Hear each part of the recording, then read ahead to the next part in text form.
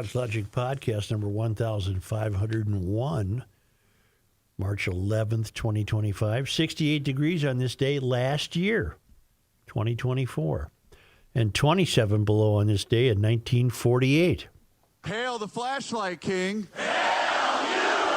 And now, from the mayor's office above the boathouse on the east shore of Spoon Lake, it's Garage Logic with Chris Reavers manning Technology Corner, Kenny Olson from the Krabby Coffee Shop, John Haidt in the newsroom, and of course, the rookie. Here is your flashlight king, fireworks commissioner, and the keeper of common sense, your mayor, Joe Souchere. Our friend Bill Glahn is going to join us right off the bat. He's a policy fellow with the Center of the American Experiment, but he has history at the state capitol, research consultant for the House of Representatives, and he was deputy commissioner of commerce in the Governor Pawlenty administration. And is Bill with me? Hi, Bill. Hey, how's it going? Bill, are you... could we give you official state title? You're the official fraud tracker, as far as I'm concerned. Yeah, not everybody agrees with that, but yeah, I think after yesterday's appearance, that would be appropriate. And yes, I'm sorry, I'll have to foghorn Bill. You used the word appropriate. Bill, you testified yesterday at the Fraud Prevention and State Agency Oversight Policy Committee, correct? Correct, yep. How are you received? Well, again, it depends on what side of the table you're talking about. So it's the only committee as Republican majority control. Mm-hmm. So they created this brand new committee, Fraud Prevention, State Agency Oversight, this year. So it's only been around for a month or so. And right. The only committee in state government has a Republican majority. And again, I've been accused of bias and having an ideological agenda and all that. But, my opinion, the reception from the Republicans was much more favorable than the committee Democrats. There's a reason I wanted to speak with you today, and that is the fraud is so rampant. I think you've got fraud tracked through 27 different situations. 27 different incidents of fraud going back the last 5 years. And we're up to 611 million. Right. That's my estimate. Your mileage may vary, but in looking at these incidents and trying to track down a number, that's what I've come up with. All right, here's what I and you figure out how carefully you want to answer. Do you think possible's not the word because anything is possible. Do you think it's on purpose? By whom? So on whose? By instructions of the governor to the DFL majority that he's held for the last 5 years. Do you think this is a purposeful redistribution of wealth?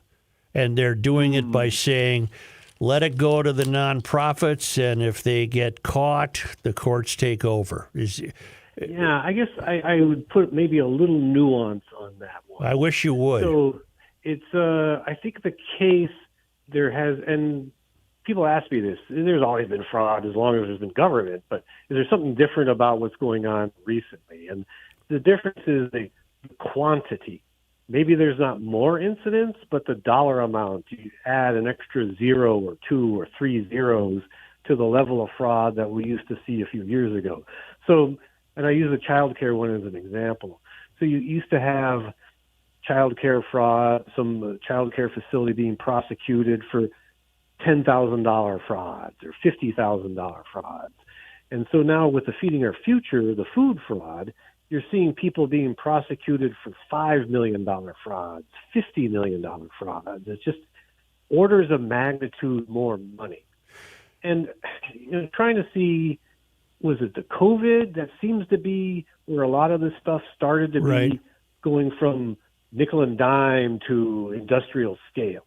Right. And again, I don't think it's fair to say that a decision was made that fraud is okay now, or we're going to encourage fraud or not discourage fraud.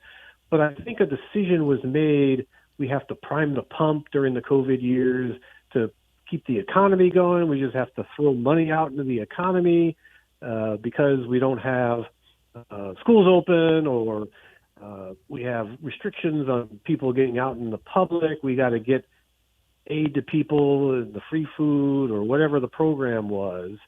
PPP, another great program that falls in this category, unemployment benefits, and we're going to, and the frontline workers bonus pay was another example of where the emphasis was placed on getting the money out the door and maybe asking questions later. And so the emphasis was, we got to help people. People are hurting. We got to get the money out the door. And if the cost of that is more fraud, then that would be better than waiting and doing the due diligence and delaying help. So I think that was a conscious decision. We want to get the money out the door. And if the cost of haste makes waste, if the cost of haste is more fraud, then that's the price we're willing to pay with our taxpayer money, and not thinking, well, it's not going to be 10% more fraud. It's going to be 500% more fraud. So I think that was a deliberate decision. We're going to tolerate more fraud. We're going to tolerate more waste and abuse because, in their view, the consequences of delay were worse than that. I think everybody envisioned the scale of the fraud that we're seeing in these programs.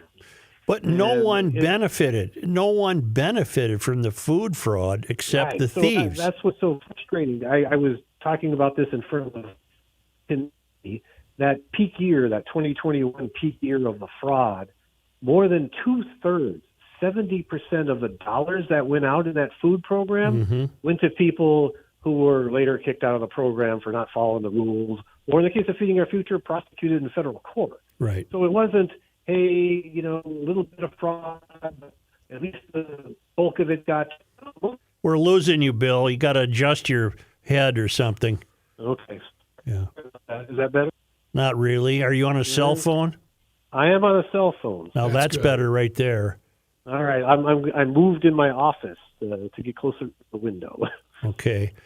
Well, if we accept that, and I certainly am prepared to, that then we're left with just dreadful incompetence. Yeah. At what point does nonfeasance or indifference become complicity? Why do you think this is not the talk of the state? I would think that when people gather around the water cooler, this would be a topic of immediacy. In some places it is. There's been a lot of talk. Wherever I go, people ask me questions about it. But maybe my experience is different.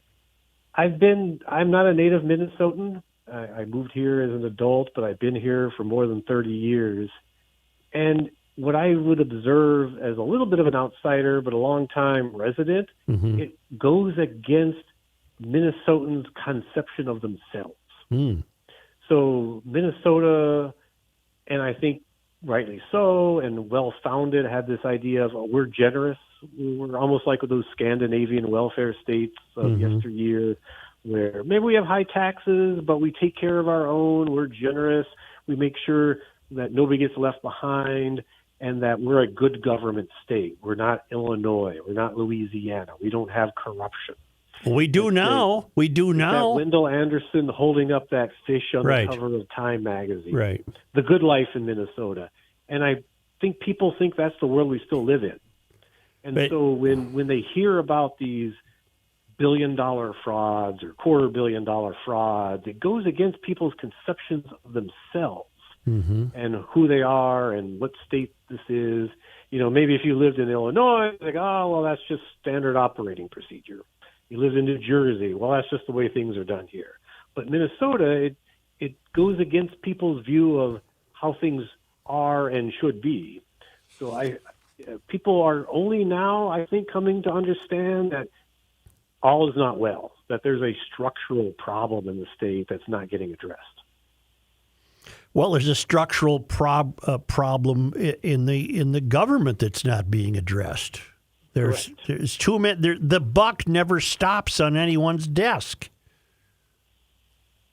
It was interesting. I attended a hearing last summer on the legislative auditor did her report on Feeding Our Future and Department of Education. And it was actually one of the Democrat state senators made the point of the buck never stops. The buck, you can see it, it's running down the street in the other direction. Right. So there's just no accountability at the end of the day. So you hear the governor, he's asked, occasionally when he's asked about this stuff, not very often, but he'll be asked and he'll say, oh, we're doing a great job. Oh, we're the ones who called the FBI, or we're the ones who were the whistleblowers. And none of it's true, but it's always somebody else is to blame, or there just isn't a problem, or this is what happened when I was in the committee yesterday. Oh, you're just right-wing propaganda. This isn't a real problem. You're just here trying to divide and stir up trouble. Isn't that something? What do you see? What do you see as an end game? Will Minnesota recover, or will Minnesota become ruined?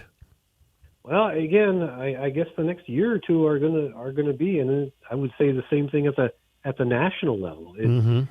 Are we going to recognize there's a problem? You know, we have a looming budget deficit, just like they have at the federal level. Are we going to recognize there's a problem? Are we going to recognize that fraud is not all the problem, but it's a big part of the problem? Are we going to make course corrections? Are we going to say, you know, and this is the legislative auditor has made this point when she's testified, there's a culture in state government of wanting to help. There's a trust first, verify later. There's got to be a cultural change inside state government that says, no, we have processes, we have checks, we have to do our due diligence, and then we'll let the money out the door. So not this, we've got to help people and we trust people. And I mentioned, you know, so much of government is run on the honor system, and not everybody comes to the table with that level of honor. So you got to do the old trust but verify, and we'll see in the next year or two whether that cultural change will take place. See, I so appreciate your vigilance, but we part ways here. I don't think there's anything kind or charitable at all about the ideology of the current sitting DFLers. I don't think they give a bleep about the guy with 2 kids and he works in a hardware store. I think these people are thieves, to tell you the truth.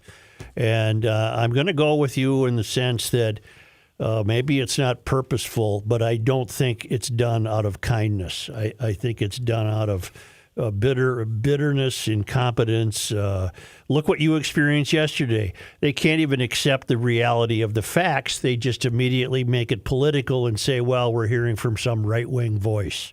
I think it's BS. I just think it's... For them to accept the reality of the facts. All the Democrats, none of them are first-termers. They've all been in the legislature for a while. They were all part of the trifecta that voted for all of this. To admit the facts, to admit culpability. Right. And they don't seem to be willing or prepared or interested in doing that. So there's always, we need bipartisan solutions, but there can't be a solution until we recognize what the problem is. Will you continue to, you'll be available to testify at further legislative meetings, won't you? Yeah, sure. If any, now I've been invited once, I've attended one. So you're the official state fraud tracker. Anybody wants me to come, I'm happy to get in my car, drive to St. Paul, and answer any questions they have. Bill, is there any option available to say that the DFL is going to blame Trump for all the fraud? Well, it's interesting when the new budget forecast came out a few days ago. Yeah. Where the forecasts for the last couple have projected this deficit in future years. Right. And the one that came out in December, Trump had not yet taken office. Right. It was showing a multi-billion-dollar deficit in coming years. So it got a little worse. New forecast. Bill, I'm going to let you go, and the next time you're either in person or on a landline. All right. In person would be my preference. All right, let's do it. Thank you very much. Thanks, Bill. Okay, bye. Thank you. He was going to be in person and then got way late. Yeah, he was. Well, we contacted him late this morning, and he had a couple of meetings. Well, it shouldn't have been. I called you pretty early. Can we, just one thing here, Such. What you guys talked about there at the very end with Walz blaming Trump for the deficit we have now, the problem with that is people believe that. Yep. that is now gospel to Well, a especially whole in lot this of state. people. Especially in this state. Yeah, and Well, he can say those outrageous things, and they lap it up. Yep. Well, he did it just this morning on social media with energy prices. Yeah, Bill does a good job, and it's just so ironic that he would be treated as some sort of fanatic. He's a very reasoned guy with a lot of experience, and he's just, somebody had to do it. Well, you know what it He's tells the you? fraud tracker of the state of Minnesota. It tells you that they all have the playbook, right? All the DFLers, Absolutely. they've got the playbook, and here's the go-to lines whenever someone disagrees with you. And I have no idea yet how the election is going, but we're experiencing a special election today in 40B, which is most of Roseville. Paul Wickstrom versus David Gottfried. Gottfried is the DFL candidate right out of the DFL playbook with an excellent DFL resume, and I suspect the people of Roseville will vote him in, much to their it'll be to their regret, but I guess people don't care. Someone had sent this in, but would you like to hear from Mr. Gottfried? This is courtesy of Alpha News. As long as it's a reliable source, yes. Alpha News. Sure. Alpha News posted this. Minnesota House District 40B DFL candidate David Gottfried said that he's, quote, suffering from one of the vestiges of slavery in America after not receiving a 20% tip. Them celebrate a birthday, catering to every whim that they have, helping two of them get engaged. Yes, that happened tonight. Stop. And then I have no idea what he's talking about. I was going to, okay.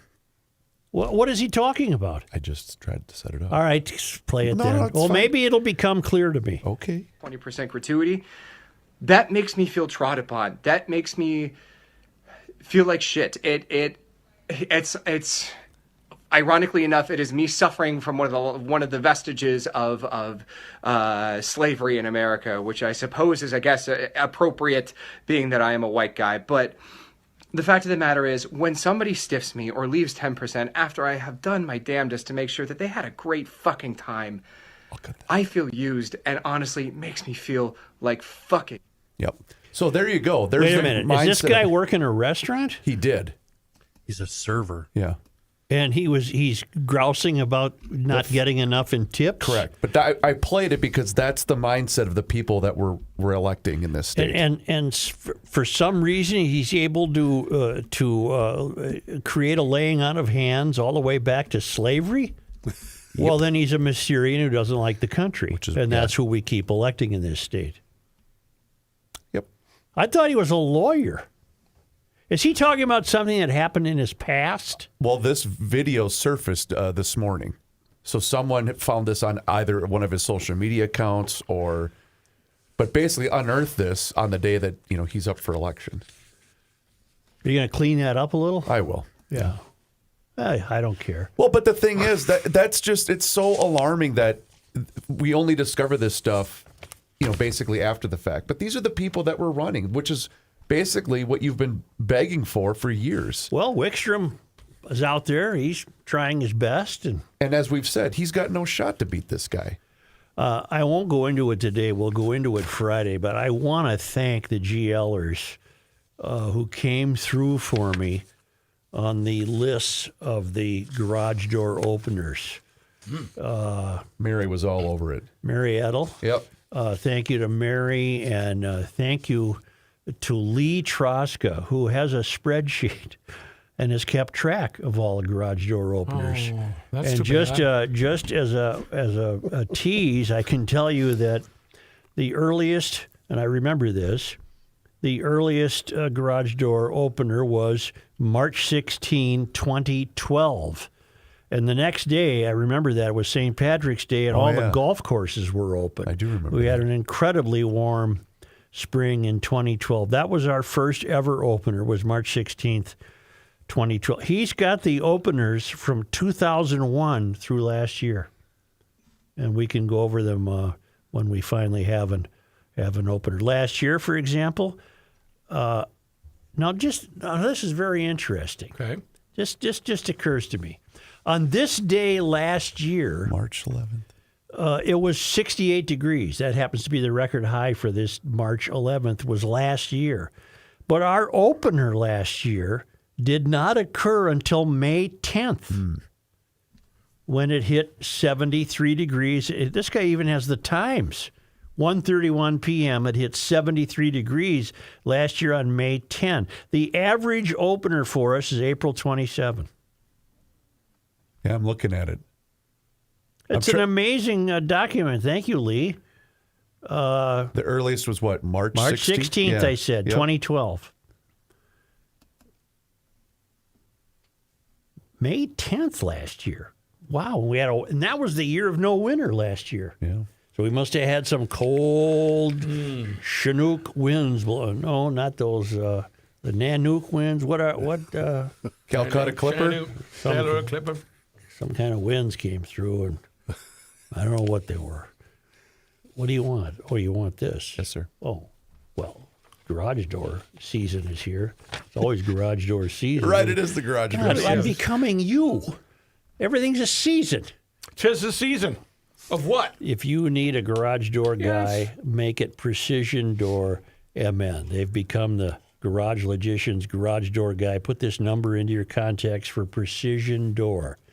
612-263-6985. They take care of everything. They take care of it promptly, and they get it done on one visit for the most part. They serve western Wisconsin and the entire metro. They don't charge more for weekend visits. And if you need a new door, they have models for every budget, and the consultation on the door is absolutely free of charge. Either call them or you can get a hold of them online at Precision Door MN. That's one word, precisiondoormn.com.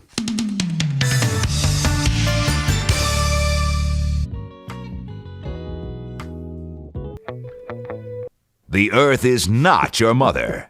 The Joe Souchere Show. All right. What in the world is going on? Fun cake. Now, you're going to have to either fix that or eliminate that song from the rotation if that's what it does. Yes, sir. Can we talk about what we're seeing on the screen right now? Yes. I don't think I can read my copy. I'm looking at the footage of the Minneapolis Convention I Center. got to and the go to Northwest check out the Sports Show. campers. I'll get to that in a second. This show, the 2025 edition, starts on Thursday. It runs all weekend through Thursday. Or, excuse me, through Sunday. I'm okay. Don't worry. And you're going to see all the newest in fishing and outdoor gear and equipment. It's all going to be on display. You can try it and buy it. We can head to the many daily seminars from outdoor experts in all aspects of hunting, fishing, and recreation. And just for Joe, a brand new RV area so you can see the latest and greatest in traveling in style. Day one, Thursday, Senior Day. Joe, you could get in free. All of us that are over 60, all we have to do is flash our ID at the box office. Boom, we're in the door. Is that every day or just Thursday? That's just Thursday. Oh, well, we're doing a show Thursday. And then, well, you've got a lot of time after. Oh, that's true. Then the next day, Friday night fish fry. Hey, Carporama. We're talking a 4-piece walleye dinner with fries, and it's while supplies last.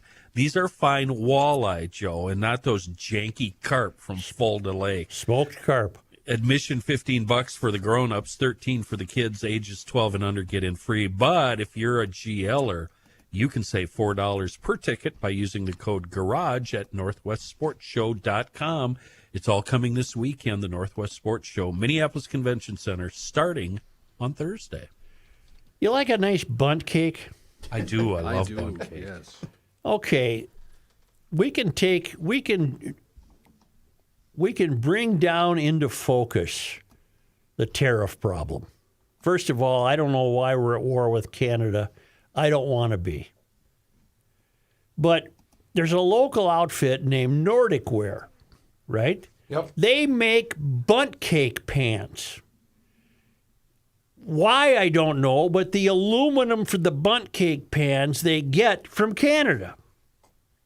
So they'll have to pay more for the aluminum that you put the cake in, the pan. Okay.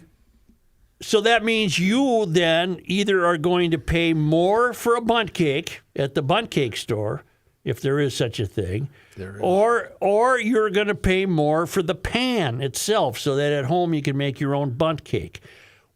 Trump is anti-bunt cake. Okay.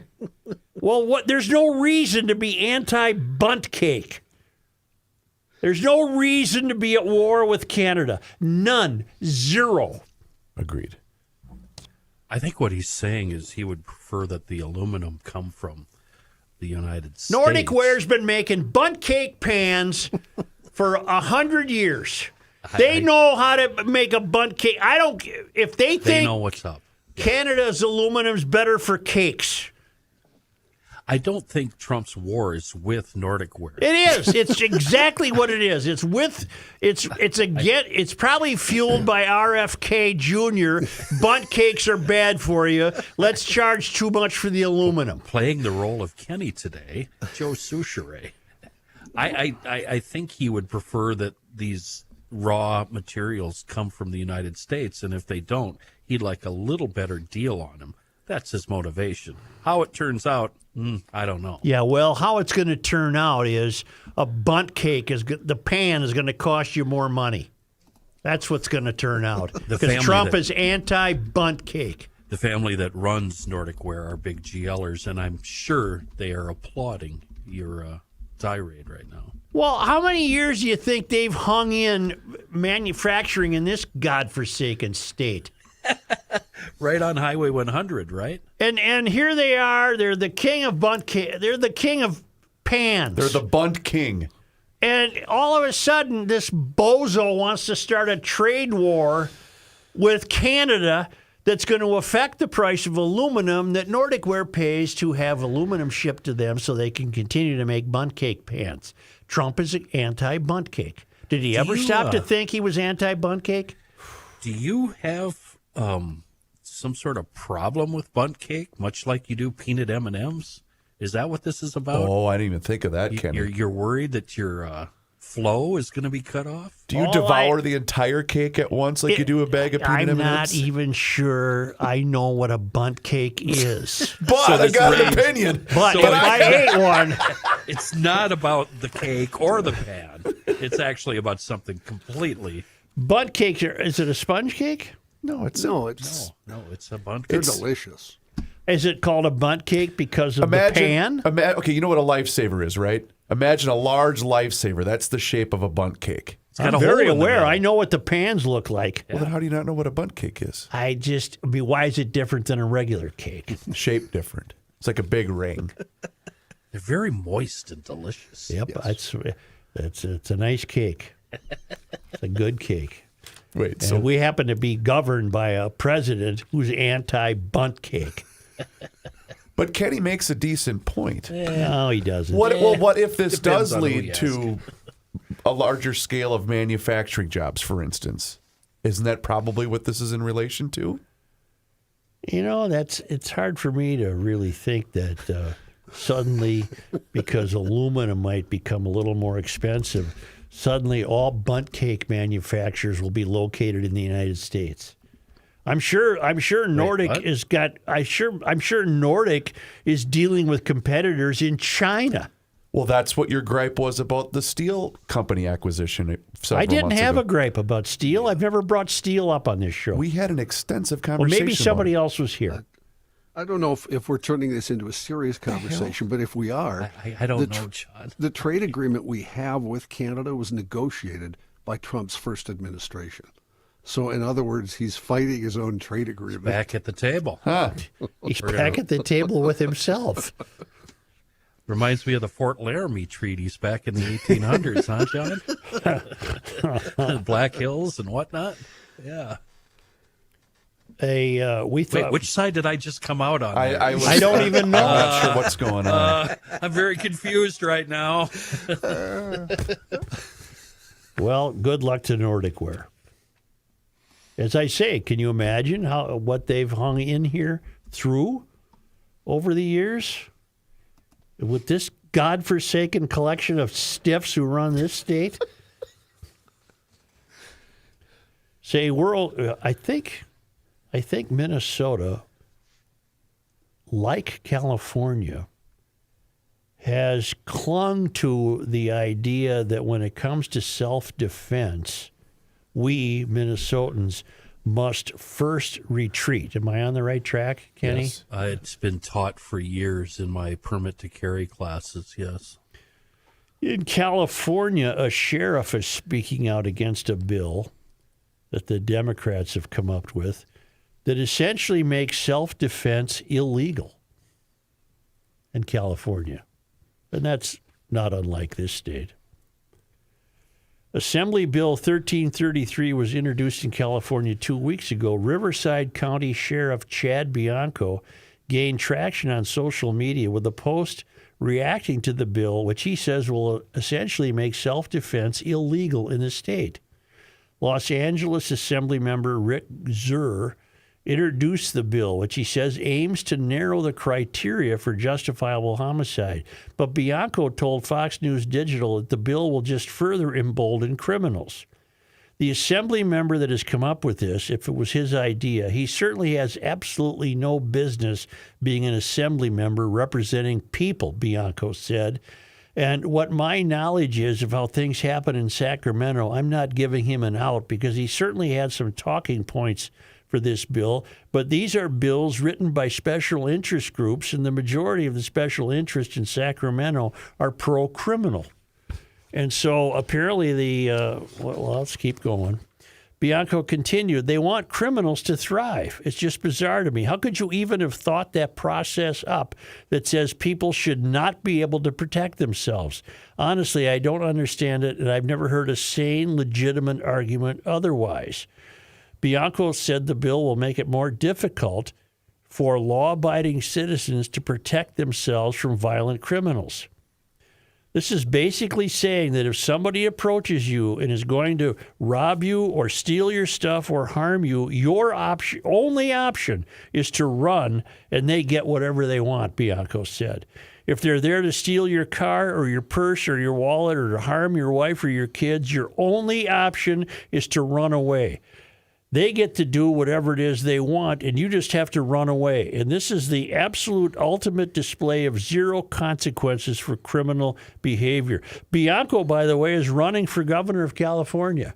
Wouldn't that be a sea change in that godforsaken state? Well, yeah, because Gavin Newsom's got to get prepared for his run for president.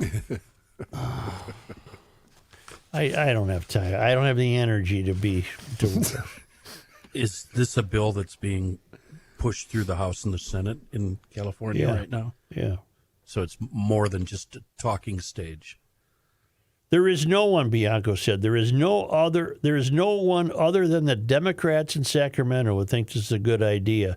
And the beautiful part of this is based on what I did, a viral video calling him out, and making people call and demand better, and other people doing the same thing. We exposed it.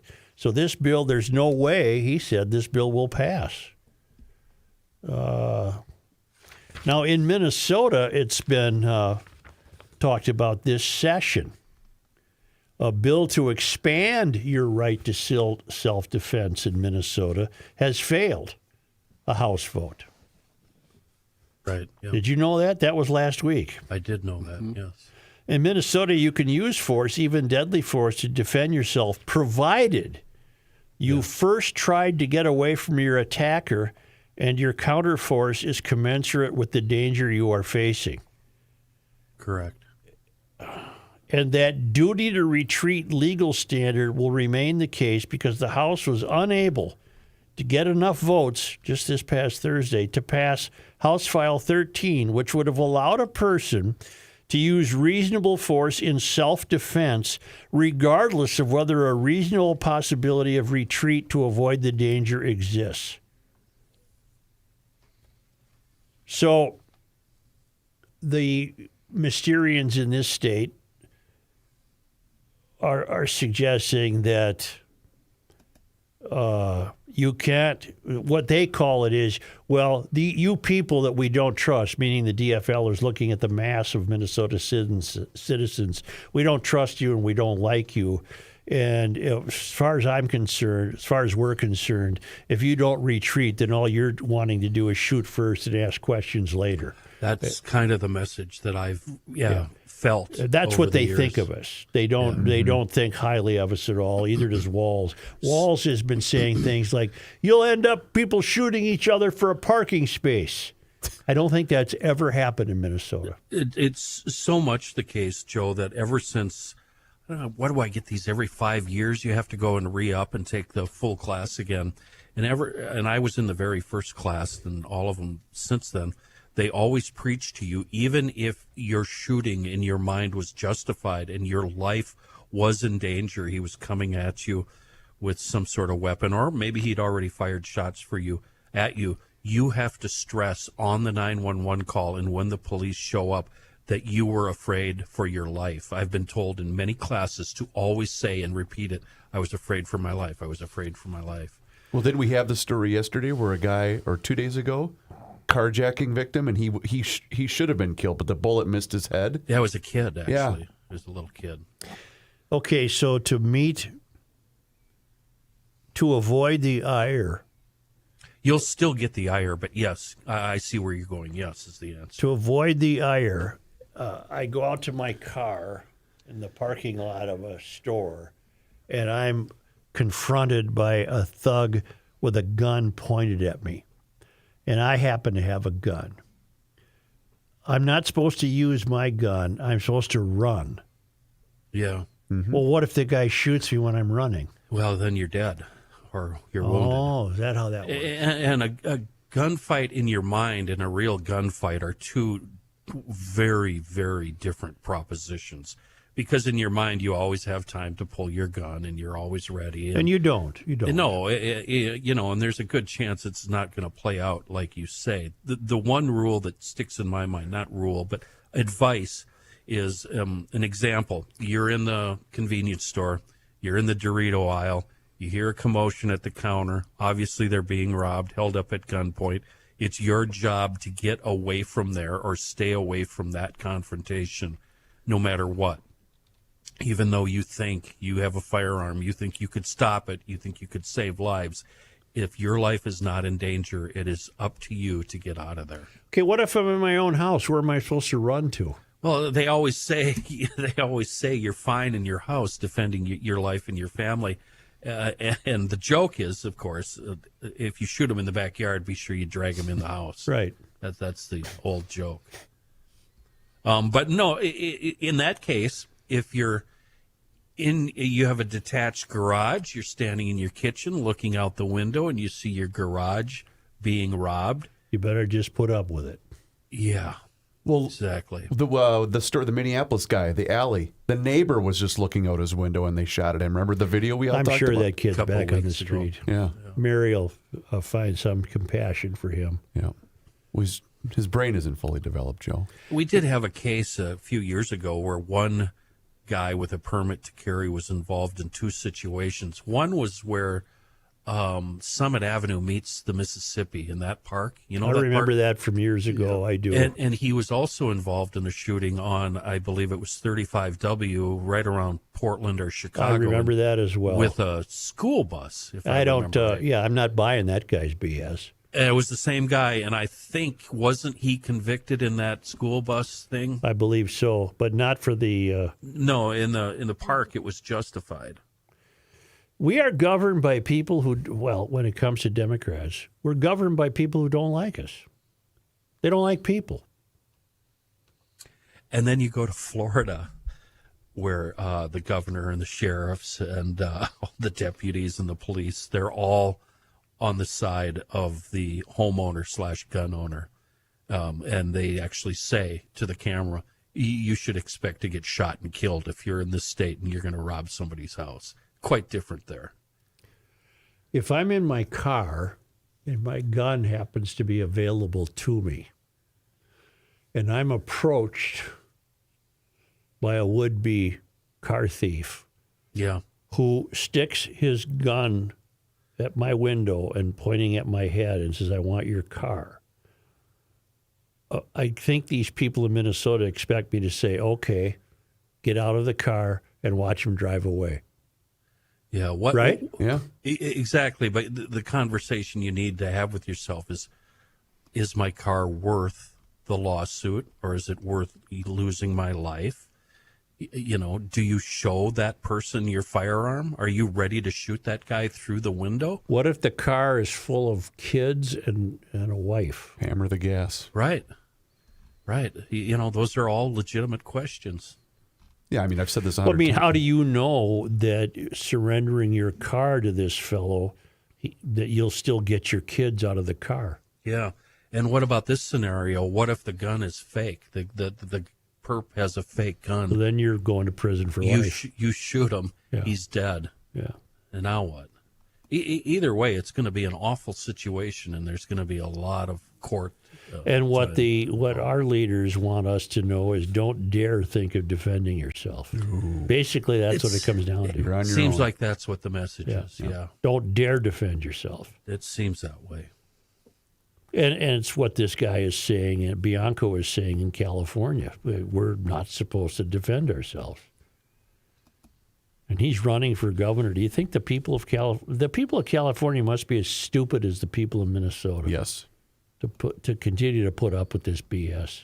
I'll vote for a new Democrat this time. Yeah, me a different Democrat. I have my truck is 2016. It's got 168,000 on it. If I was, don't you have 3 trucks? Yeah, I have why? 3 trucks right now. Yeah, don't even step to me. If somebody came up to me and said, "I'm taking your car," and they pointed a gun at me, I'd say.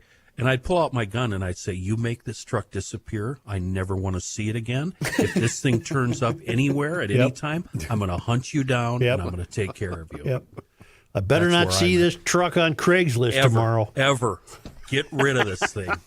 Why don't we come back with Mr. Height? Why don't we do that? But how about I tell you first about our friends at Hofferman Water and Connecticut, Joe Souchere. That's right. It's the best. And you know what?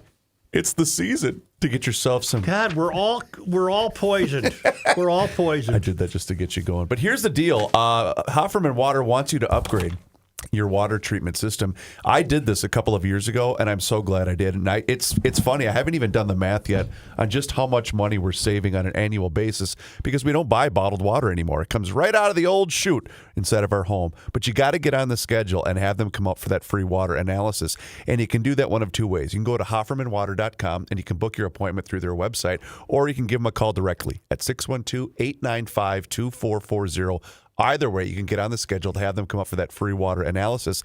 And then when they come out, they're going to give you what's called a water score. And based upon that water score, they're going to have some recommendations for what they can do to help you improve the quality of your water. And listen, there's a lot of benefits that go beyond whole home water treatment systems for hard water, iron, or chlorine.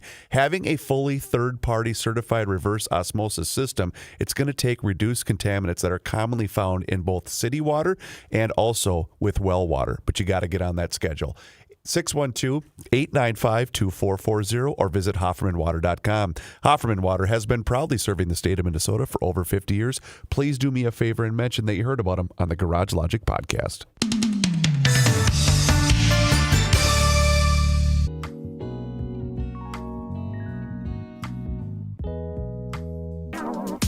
It's the end of the world as we know it, and he feels fine. Joe Souchere. For quite some time here on Garage Logic, Minnesota Masonic Charities is known for a variety of significant, and I mean significant, philanthropic endeavors. Got to remind you of a unique scholarship opportunity for Minnesota high school and college students. It's called the Selfless Scholar. Great program, a truly unique scholarship concept. It's unlike anything anywhere else. You've heard me tell you about it. MMC has been providing more than $1 million in annual scholarships to impressive Minnesota students. What does this mean? Well, it means that most scholarship programs require the applicant to describe their personal achievements for the purpose of benefiting themselves. However, the Selfless Scholar is a little bit different. Selfless Scholar encourages students to look beyond themselves and acknowledge the extraordinary kindness of a classmate by nominating that person for their kindness and tell their story. What makes the program especially unique? If their story is selected for recognition, the scholarship award is shared between the nominee and the nominator. What a great concept. Minnesota Masonic Charities hopes to recognize and reward those who make others feel like they matter and uncover, heartwarming stories that might otherwise go untold. The deadline for applications, tax day, April 15th. For more info on the Selfless Scholar Program, please go to mnmasoniccharities.org, and click on scholarships. John, may I introduce your news by pointing out that Stacy, the GL geologist, is noting that the Kilauea, is that how you say it? Kilauea volcano in Hawaii is erupting, lava shooting 500 feet into the air. She does not express any alarm about this. She's just pointing it out. It's been erupting on and off since December, and there is a cam. Yeah, that's what I was going to look up for. There is a cam. Where does it say that? Yeah. Well, just find it. Hawaiian Volcano Observatory might have the camera for that. Here's John Haidt in his newsroom. Thank you, Joe. This news brought to you by North American Banking Company. Just to wrap up that last story, we were talking about the fella that was involved in the two shootings, because I got curious once we talked about it. I remembered the story. Yeah. In 2015, a fellow by the name of Kenneth Lilly was being robbed by two teenagers, one of them armed, and Mr. Lilly shot one of the teens and killed him, and he was cleared in that by police. Then in 2019, his car was scraped by a school bus that was entering the highway. Yes. And he jumped out, wanted the guy to get out. The driver would not get out, and he fired 5 shots at the windshield of He had road rage. Yes, he grazed the driver. It was a 78-year-old man, the bus, grazed him and also hit him in the arm. And luckily, an 8-year-old kid who was on the bus was not hit. And Lilly ended up getting 86 months in prison for that. So that's what that story was. Why? It's not worth it. No. Sorry, John. That volcano video is on YouTube. It's pretty cool. Right. Kilauea. I'll link this to the show page. In news, voters in parts of Roseville and Shoreview casting ballots in a special election that'll determine the balance of power in the Minnesota House. DFLer David Gottfried, who we've already heard from today, and Republican Paul Wickstrom are competing for House District 40B, where a DFL victory would likely restore a 67-67 tie in the Minnesota House of Representatives. You'll remember DFL Rep-elect Curtis Johnson won the seat in November, but a judge ruled he was ineligible because he didn't meet residency requirements in the district. Governor Walz had set a special election for January, but Republicans soon raised another challenge, arguing Walz was premature in calling for the special election, and the Supreme Court ruled in the Republicans' favor. The special election was then rescheduled for today, where the results could determine the future direction of the state's budget. Polls are open until 8 o'clock this evening. Minnesota House passed one of 2 bills that were up for votes on the House floor yesterday aimed at waste and fraud in government spending. Bill Glahn addressing this a bit. A bill to strengthen a whistleblower law passed with bipartisan support. A bill that would have strengthened fraud reporting requirements did not get the 68 votes needed to pass.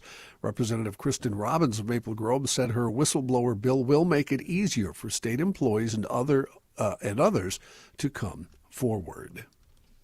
A motorcyclist fleeing a sheriff's deputy crashed into a pickup truck on the edge of the Twin Cities and died last night. It happened about 11:15 in Becker Township on Highway 10 near 165th Avenue. Sherburne County deputy was trying to stop the motorcyclist over a traffic violation when the bike hit the pickup, according to the patrol. The motorcyclist died from injuries suffered in the collision, according to the patrol. The driver, a 75-year-old man from Minneapolis, survived the crash. Officials have not yet released the identities of either person. A South St. Paul City Council member whose daycare is the subject of an investigation after a child ingested meth last month has now had her license officially suspended. In a letter from the Minnesota Department of Human Services, Pam Bakken's license to provide family child care has been officially suspended because the health, safety, and rights of children in her care continue to be at imminent risk of harm, according to the Dakota County Community Services. The letter says a temporary suspension was issued December 9th. However, a new document filed just last week shows that the license has been suspended indefinitely. The South St. Paul Police Department said it received a report of a child who had consumed an unknown substance on December 6th. The mother of the 3-year-old child, Victoria Kane, told our friends at 5 Eyewitness News her son had been acting strangely. After coming home from the daycare, she said he would not sit still. He would not stop talking. He was pacing, moving his hands a lot, putting them in his pocket, talking, and his mouth was dry. Sounds like Elon Musk.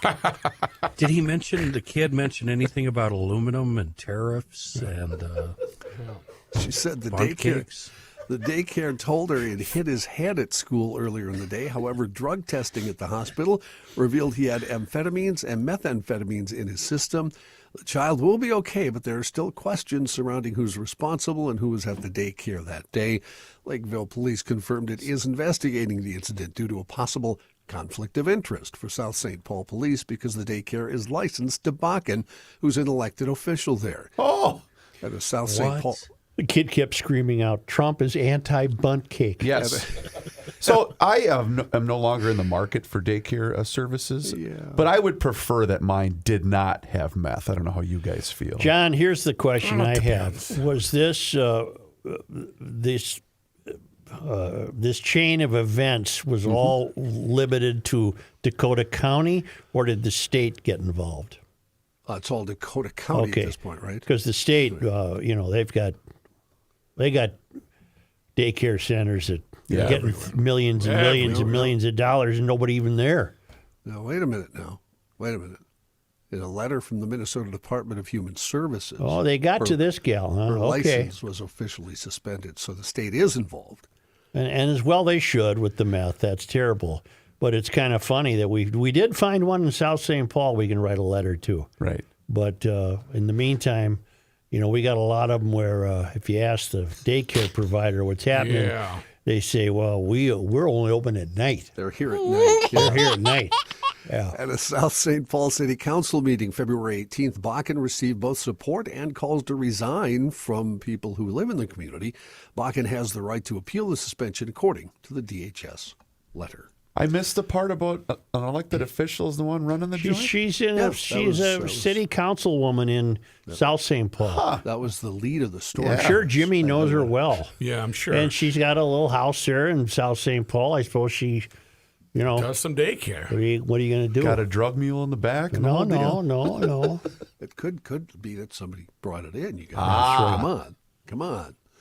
Why don't we take a quick break here and hear from Mr. Reavers. Thank you, Johnny. So here's the deal. I got a text from Linda Keller and KellerTaxService.com saying that she was having some issues with her website, but I'm on there right now, and it does look like everything's running. But if you have a problem with booking your appointment online at Keller Tax Service, just give her a call directly. And she gave me permission to give out her number. It's 320-352-0013. We've been using Keller Tax Service for a number of years now, and I'm so happy. And the thing that I like the most about Linda Keller is the convenience, because basically I just have to send in all of my W-2s. I mail them to her, and she takes care of it in about a week. It's fantastic.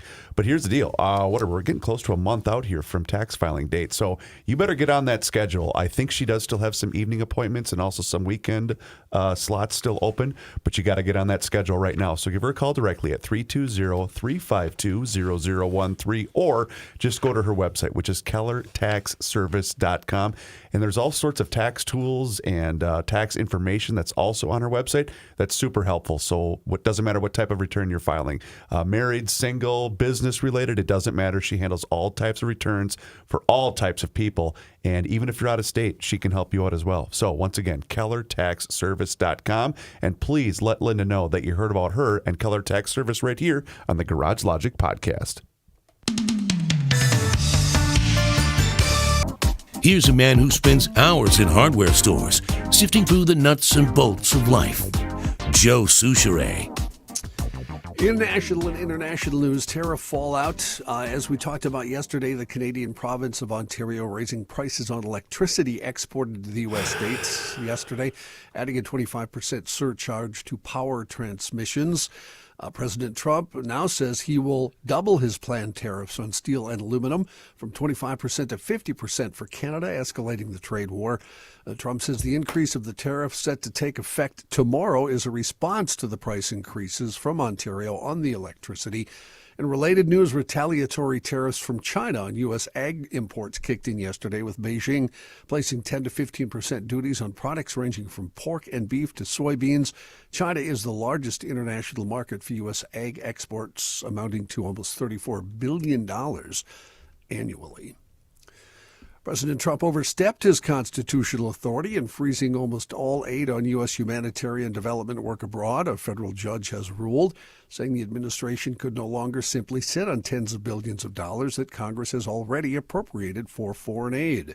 But Judge Amir Ali stopped short of ordering Trump officials to use the money to revive the thousands of contracts that have been abruptly terminated for U.S. aid and development work around the world. Ali's ruling last night came hours after Secretary of State Marco Rubio announced that the administration had finished what's been a 6-week purge of programs of the 6-decade-old U.S. Agency for International Development, cutting 83% of them. Senator Mark Kelly responding after Elon Musk accused him of being, quote, a traitor. On Sunday, Kelly shared details of his trip to Ukraine in a post on the X social media platform. Just left Ukraine, Kelly wrote, what I saw proved to me we can't give up on the Ukrainian people. Hours later, Musk replied with a single sentence, you are a traitor. The billionaire did not explain the reasoning behind the attack. Kelly quickly shot back last night, saying, traitor? Elon, if you don't understand that defending America is a basic tenet of what makes America great and keeps us safe, maybe you should leave it to those of us who do. Look, he said, he can go to war behind his keyboard all he wants. It's a free country, but I've launched into orbit 4 times. I flew 39 combat missions in Desert Storm. I held my wife's hand in the hospital after she was shot in the head. I don't scare easily, and I don't really care what he thinks of me. So far, Musk has not answered Kelly's tweets. It's she's going to be a long 4 years, isn't it? He wears a hat indoors. I don't like that. Okay. You know, somebody like that with all that money, where does he get cash? Serious question. The bank. ATM. Yeah, thank you. yeah, Me too. Kelly, Well, but what does he write? Cash a check maybe or something? check? I don't know. You think he has checks? I don't know. Well, I'm sure he's got a debit card like everybody else. How do you get exactly. the? I mean, what if he needed $10? He probably has to ask somebody for it. Right. No, I just don't Hey, know Barron. where would you get your money? You've got he's a multi-billionaire, but it's all on paper somewhere. He goes to Barron. He says, Barron, you got any money in the piggy bank? You know where he goes? North American Banking Maybe Company. that's where he goes. Boy. I got a compliment on my shirt today from North American Banking Company. I'm thrilled for you, John. Go ahead, please. You are a very complicated Yes, person, you Joe. are. It's just That's, yeah, I know. I can't figure you out from day to day. You are an enigma Okay, where wrapped does up he? in a Where mystery. does he get?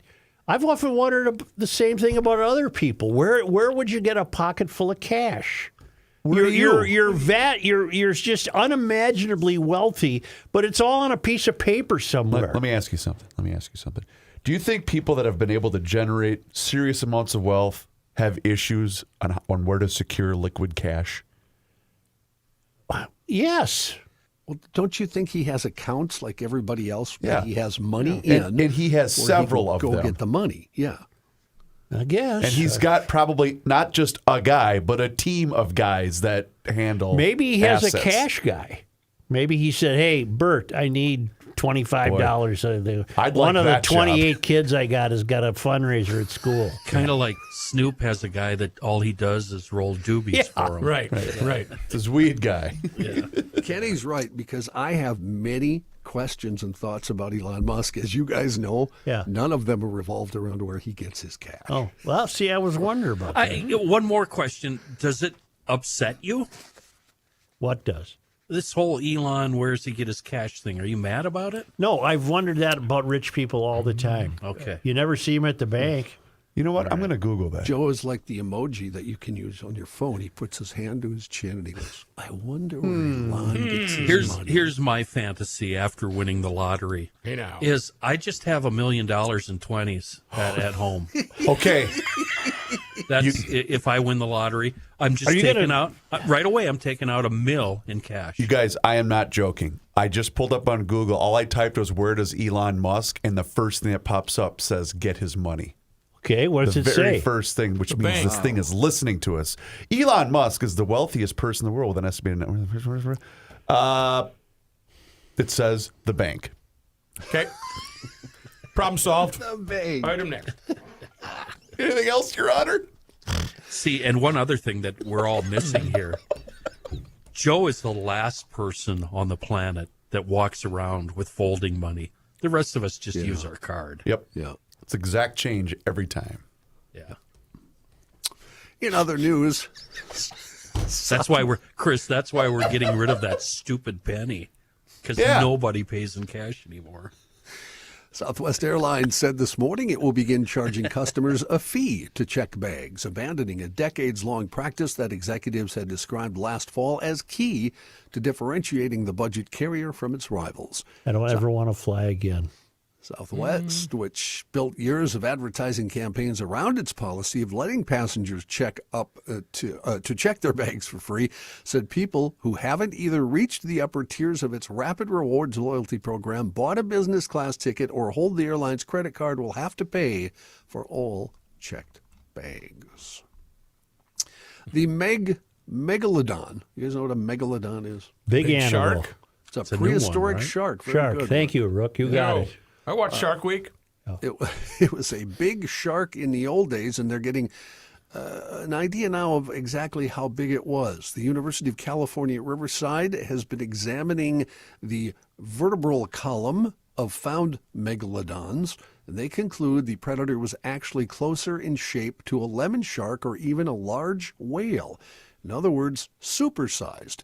Findings published this week in the journal Paleontologia Electrotonica I love that magazine. I get it every month.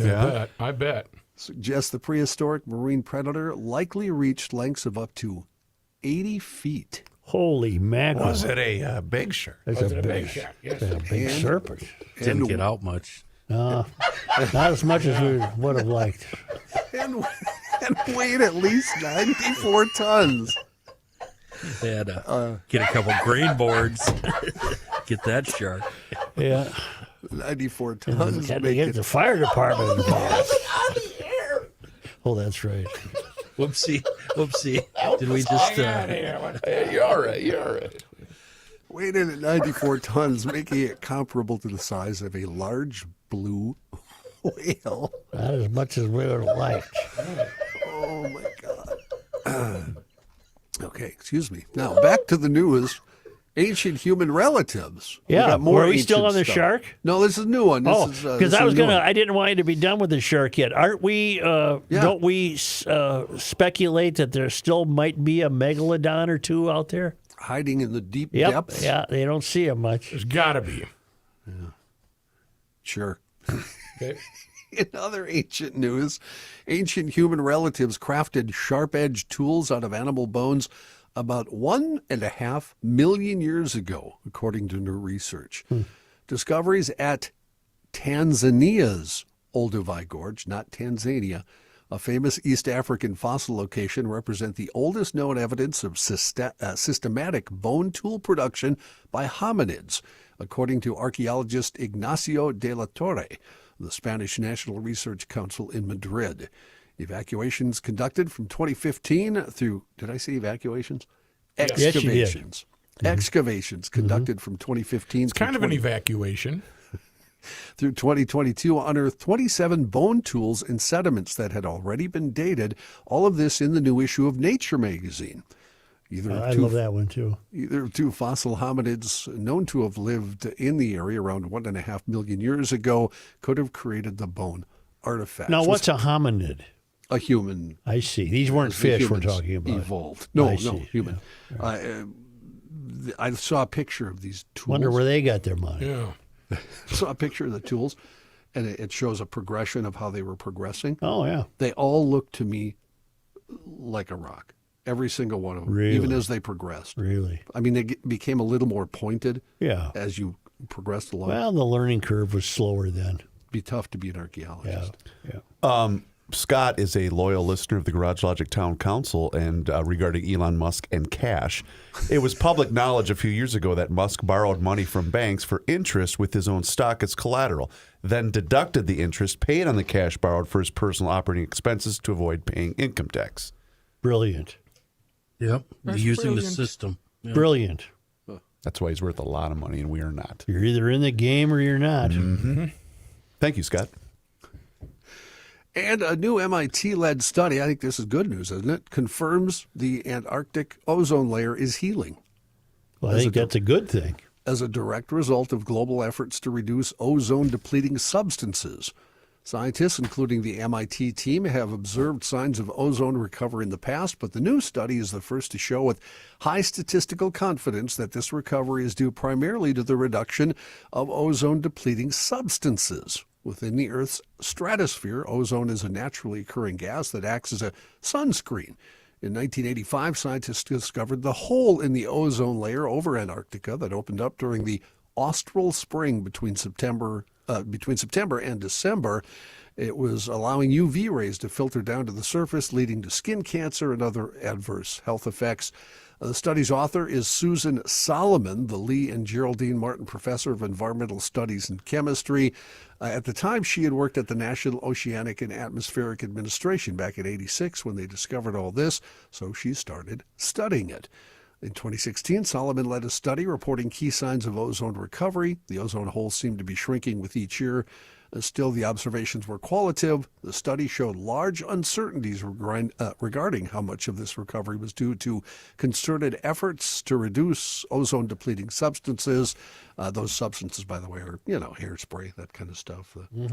So it's not cow farts, it's hairspray. That's correct, Kenny. And I was always in the Right background, Guard deodorant. In the background, while this story was airing, was there a song playing called "There's a Hole in the Oh Sky"? my God! Murderer's deeds. There's a hole in the sky where the tree once was. Somebody's making money. There's a hole in the sky where the tree once was. Somebody's making money. I want you to get ready to ride into spring at Eco Fun Motorsports. You're going to need a helmet, no matter if you're driving a motorcycle, a scooter, or a new electric bike. Three-wheeler. They've got helmets on Two-wheelers. sale.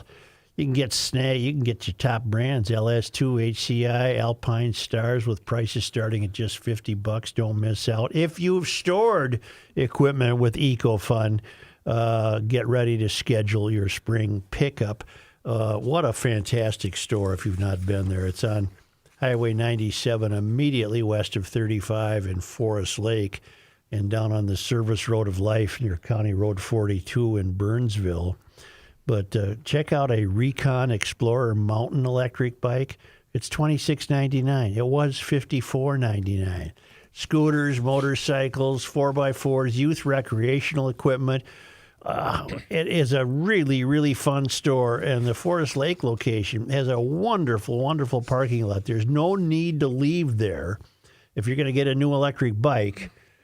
Don't leave there without it being perfectly sized for you and the right equipment and the right height adjustment and everything. They'll take care of everything. It is a fun, fun store. EcoFun Motorsports in Forest Lake and EcoFun Motorsports in Burnsville, and a great website, ecofunmotorsports.com.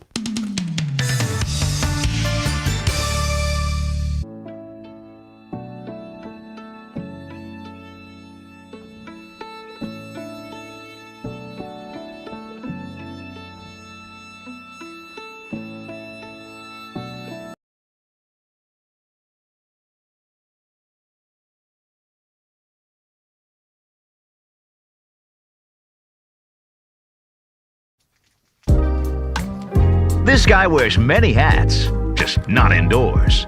Joe Souchere. You could be announced on a Friday episode of the Garage Logic podcast as the GLer of the week. If you're a town council member, just upgrade to an annual one and you are eligible. Not a member yet? Well, now's the time. So go to garagelogic.com and make sure that you sign up to become the GLer of the week. You're going to get a mention on the show with Joe. And if you're lucky enough, a $50 gift box from our friends at Masters Maples and mastersmaples.com. Joe? Catastrophic predictions about the environment that never came true. Catastrophic predictions of the environment that never came through. True.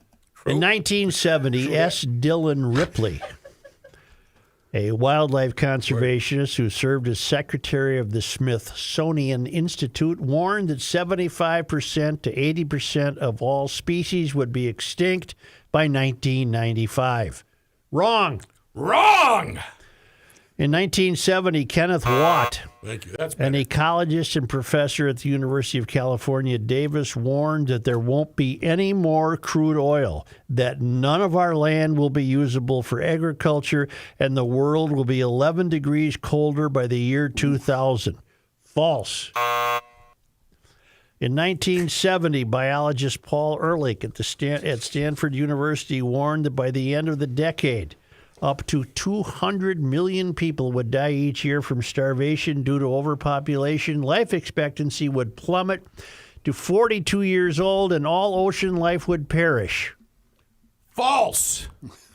In 1970, Peter Gunter, a professor at North Texas State University, predicted that world population will outrun food supplies, and the entire world, with the exception of Western Europe, North America, and Australia, will be in famine by the year 2000. This was not the case. In 1971, Dr. S.I. Rasool, an atmospheric scientist at NASA, predicted the coming of a new ice age within 50 years. Too hot. Missed us.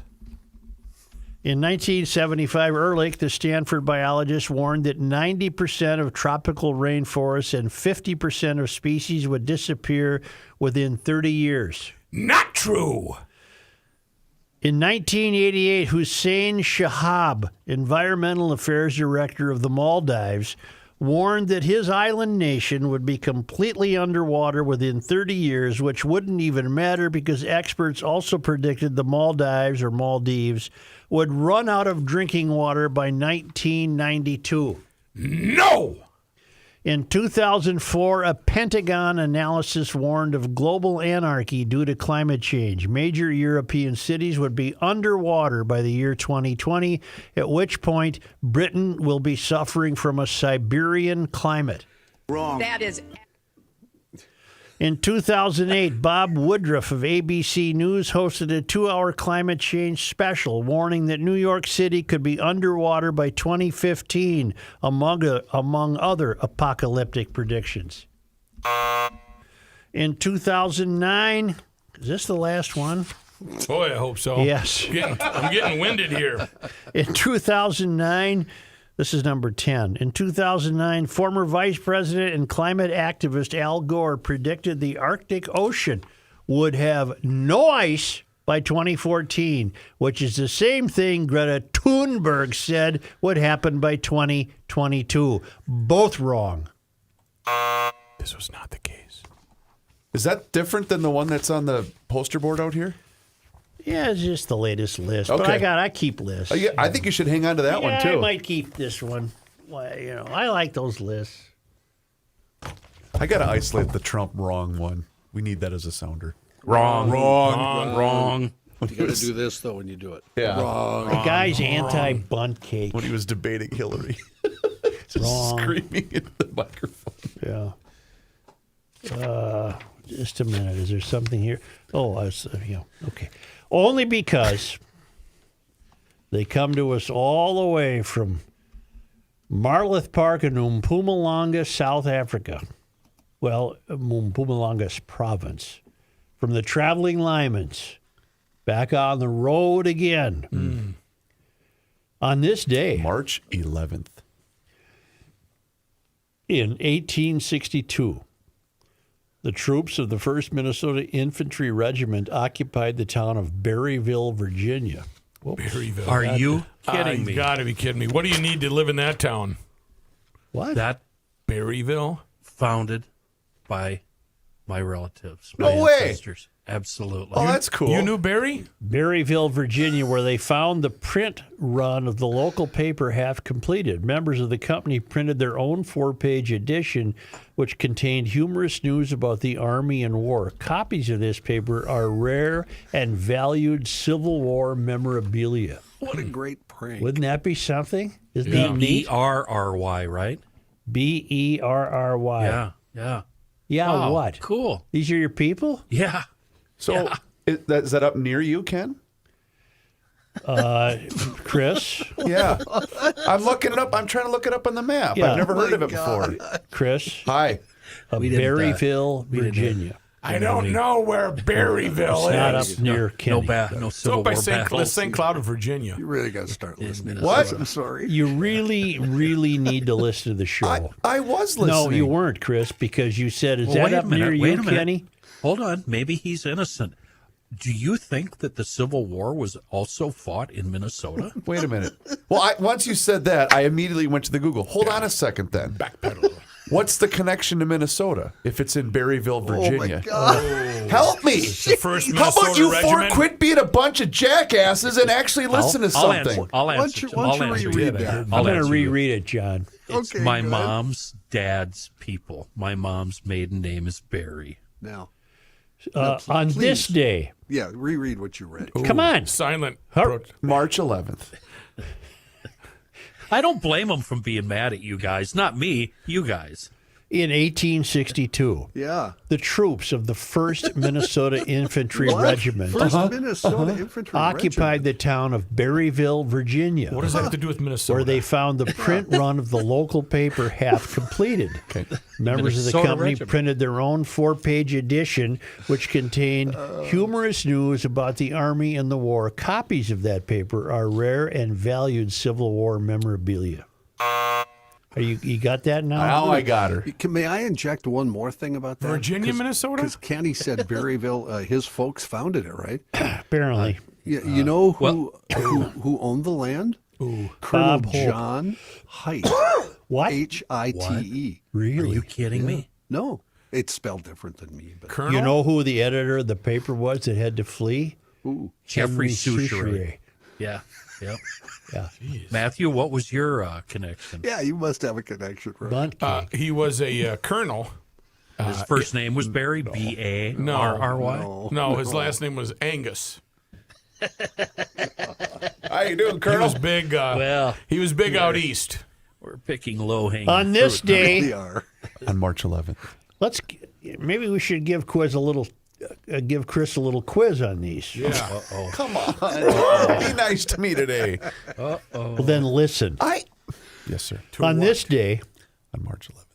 in 1863, the Mississippi, Pillager, and Lake Winnebagochish bands of Ojibwe signed a treaty with the U.S. government that consolidated and expanded the Cass Lake, Lake Winnebagochish, and Leech Lake reservations into the Leech Lake Indian Reservation in north central Minnesota. The treaty, which was renegotiated in 1864, required numerous Ojibwe living elsewhere in the state to move to Leech Lake. Any questions or I observations? know where Leech Lake is. All right. So what's that got to do with Minnesota? Yeah, what's that got to do with the Civil War? Good Lord. I don't know. On this day, I'm just glad I'm the Chris. only one that ever says anything wrong on this show. Sorry. Wrong. Well, on this day, March 11th. I remember this from last year on this day. Probably. 1893, Wanda Gag was born. Wow. Boy. Was born in New Ulm. She was very popular. An author and artist, she wrote and illustrated the children's classic Millions of Cats. We had a New Ulm gal came down for the fish fry. Her name was Wanda Gag. Very Yeah. popular with the local fellas. And she, And she didn't get out much. as much as we were like. Millions of Cats was her book. Millions of cats. Millions of Cats. She's from New Ulm. Yes. And I have sports Paying attention. failures, sports disappointments. On March 11th.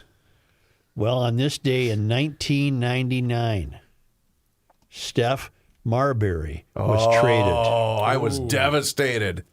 They should have kept him. They should have drafted Ray Allen if you want to and kept him. Well, he'd be done by now. Well, yes. That's 36 years ago. 26 years ago. Yeah. No.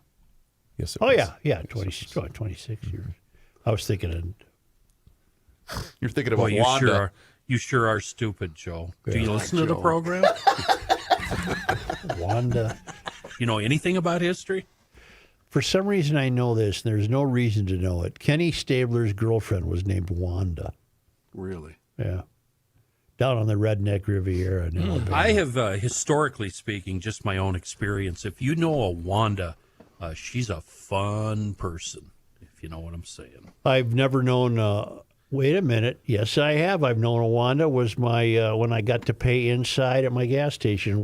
Wanda. Oh, yeah, was the, Wanda and Randolph. Wanda was the clerk. Did she call you sweetheart or honey? She was very nice. She was the sweetest Just a girl sweetheart. you ever saw. Yep. How She you was- doing, honey? She was, getting up in years. I mean, Wanda Sykes, Well, I don't know her personally, Chris. you'll end up with 3 shoes, 2 on your feet and 1 in your.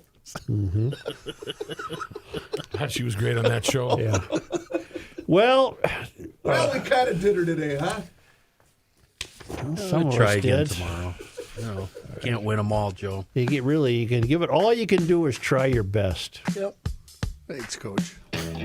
Hey, you should hit subscribe on the Garage Logic YouTube channel. Did you know that GL has a YouTube channel? Yeah, Garage Logic has a YouTube channel, and we want to thank the thousands of people who have already subscribed and are interacting with the show each and every day. And probably last segment is why I don't read the comments on the YouTube channel. But you can also follow us along on all of our social media channels, which includes Facebook, Twitter, and Instagram. And also sign up for the Daily Logician. It's an email, and it comes right to your inbox each and every single day. And it includes the most recent episode of the podcast. Yeah.